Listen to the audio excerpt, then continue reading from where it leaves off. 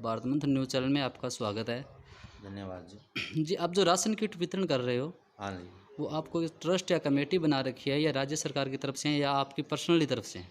देखिए, जो corona virus महामारी पूरे विश्व सहित हिंदुस्तान में फैली और धीरे धीरे पूरे राज्य में ज़बरदस्त तरीके से अभी इनके पॉजिटिव की संख्या बढ़ रही है। तो इसमें सबसे ज़्यादा मुख्यमंत्री जी ने ये कहा है कि गांव में कहीं भी कोई भूखा न सोए, ज़रूरतमंद को खाने की व्यवस्था हो। इसलिए यहाँ जो ये तहसील उप तहसील कार्यालय है, इसके अंदर हमने एक कंट्रोल रूम बना करके यहाँ पर भामाशाहों द्वारा भी इकट्ठी की जा रही है, हम तमाम लोगों द्वारा इकट्ठी की जा रही है। पूर्व विधायक, वर्तमान विधायक, सब ने यहाँ पर अपने अपने हिसाब से सहयोग दे रखा है। अगर कहीं भी कमी आ रही है, कहीं और यहाँ पर कमी आ रही है, तो फिर हम भामाशाहों द्वारा गाँव में जाकर अपील करके लोगों से वापस कलेक्ट करके ला रहे हैं और जी जान से यहाँ हम लगे हुए हैं। एक भी भूखा न सोए, इसलिए इस व्यवस्था में लगे हुए हैं। तो थोड़ी साहब मैं आपसे ये पूछना चाहूँगा कि मतलब राज्य सरकार तो ये कह रही है, आपके माननीय मुख्यमंत्री अशोक गहलोत जी ये कह रहे हैं गरीब भूखा न सोए, तो जो गरीब रोडों से पैदल चल के आ रहे हैं उनका क्या बोला? देखिए, बिल्कुल ये मैं भी परसों मैंने देखा है, एक मजदूर का परिवार जी। जो 8-9 लोग थे, उनके गोदी में छोटे बच्चे थे, सिर पर 20-20, 30-30 किलो वजन था और वो नोखा बीकानेर से चल करके आए, वो सरसा जा रहे हैं जी। ऐसे बहुत से लोग हैं जो मजदूर एक देश के हिंदुस्तान की रीढ़ की हड्डी मानी जा रही है। जी जी। उन मजदूरों का बहुत बुरा हाल इस लॉकडाउन में हुआ है।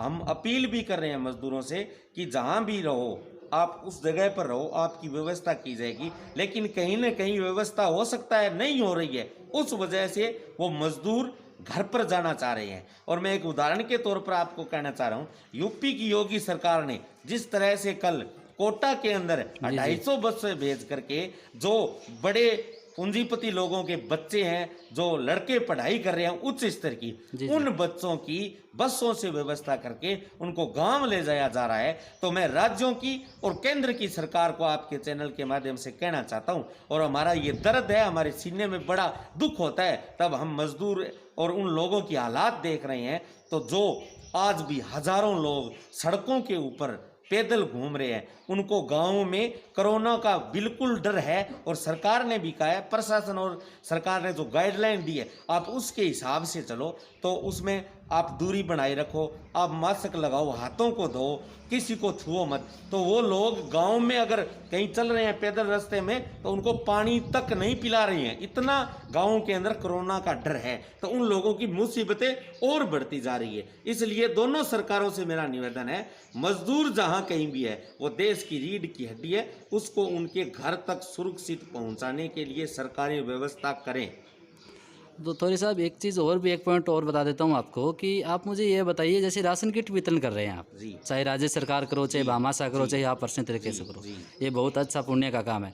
पर मैं आपसे ये पूछना चाहूँगा कि किट तो वितरण कर रहे हो, जो लोग हैं किट वितरण न करने के बाद जो झोंपड़ी वाले लोग हैं उनके पास जलाने के लिए चूल्हा ही नहीं है, उनके लिए क्या व्यवस्था कर रखी है आपने?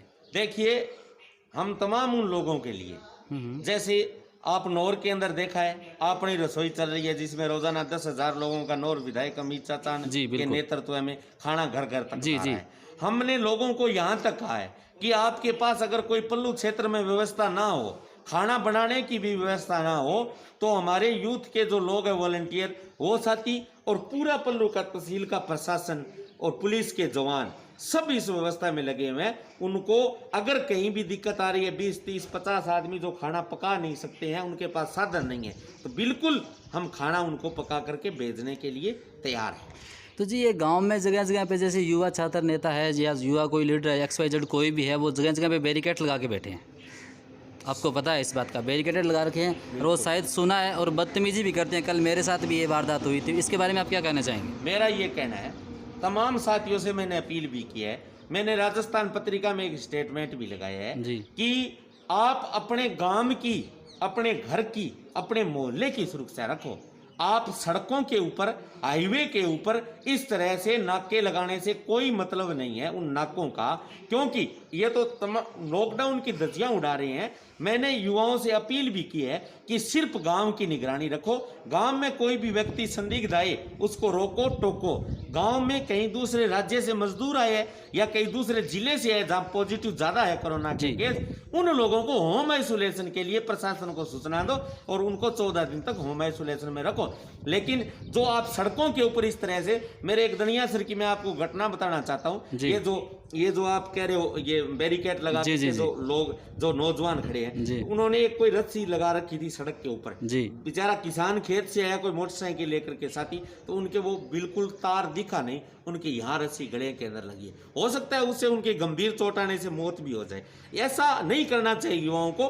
प्रशासन पूरी तरह से लगा हुआ है, 24 घंटे पुलिस और पूरा प्रशासन काम कर रहा है। तमाम डॉक्टर्स लगे हुए हैं, उनकी आशा से लेकर के, आशा सहयोगिनी से लेकर के सब अफसर गंभीर है, मुख्यमंत्री गंभीर है। हमें घरों से निकलने की कतई जरूरत नहीं है। आज हम यहाँ पर राशन देने के लिए कुछ 2, 4, 5 लोगों से इकट्ठा करके हम आए आज तहसील में और राशन जमा करवा के जा रहे हैं। और आगे कोई भी दिक्कत आए न आए, इसलिए और कोई दिक्कत राशन की होगी तो हम पूरी तरह से रहेंगे। लेकिन सरकार से हमारा ये निवेदन है कि जो मजदूर है, जो बेचारे यहाँ दर दर की ठोकरें खा रहे हैं, उन लोगों की सरकार व्यवस्था जरूर करें, यही कहना चाहता हूँ। दूसरी बात, कोरोना का संकट है, ये लंबा चलेगा, क्योंकि अभी तो जो संख्या आ रही है वो बिल्कुल कम आ रही है, क्योंकि जो जांच है उनका दायरा जैसे जैसे धीरे धीरे बढ़ेगा तो ये एक बार संख्या हो सकती है और ज्यादा जाएगी। लेकिन घबराने की कतई जरूरत नहीं है लोगों को।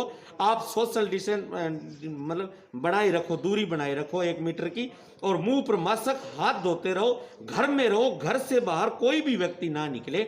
सरकार और प्रशासन का सहयोग करे, ये हम आपसे कहना चाहते हैं।